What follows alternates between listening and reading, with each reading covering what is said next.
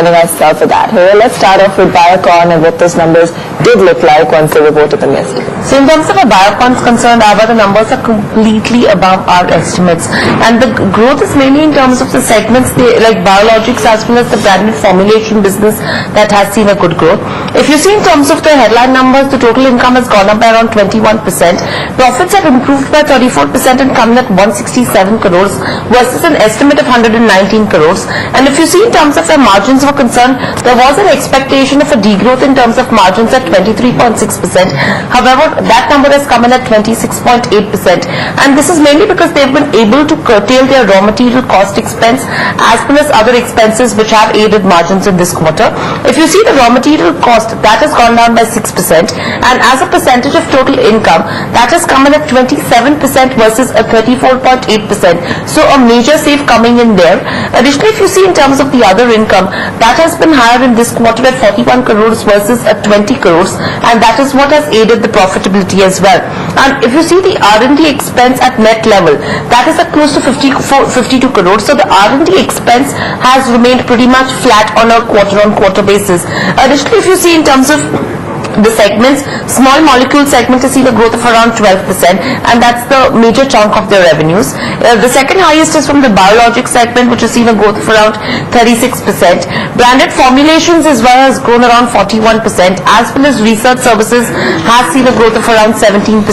So all in all, if you go to see across segments, they have seen a major growth. And one important thing that they've come out with is that Mylan and Biocon, they have a new biosimilar product for which they've submitted it for review by the European Medicine Agency, and this is one important hurdle in terms of where Q1 is concerned, where they have been able to cross as per their timelines. So in terms of future comments on this will be important to watch out for. So in terms of Biocon, a spectacular set of numbers where we might see a major up move coming in there. And in terms of Biocon vis-a-vis, if you see Syngene as well, the profits are down around 28%.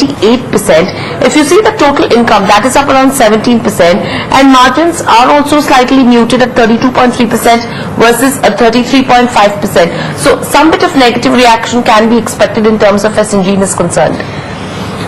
Just two things here on Biocon. Is it possible that it's already in the price? Because I'm looking at the price of Biocon from December 2013 to March 2016, and Biocon went from just 466 rupees to 484, 22 rupees in 3 years. So obviously it was a pathetic return.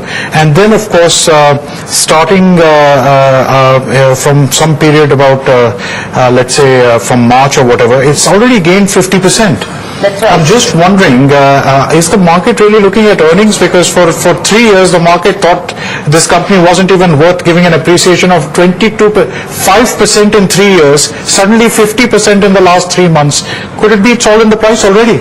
There is a possibility with the kind of move that we've seen in terms of the stock price. Yes, we might, the kind of performance that we can expect in terms of where the stock is concerned is priced in. However, in today's session, we might see some bit of a knee-jerk reaction in terms of the earnings, which might cool off in the subsequent days to come then. Okay. I'm just taking a look at the other mid-cap earnings that we had come in yesterday.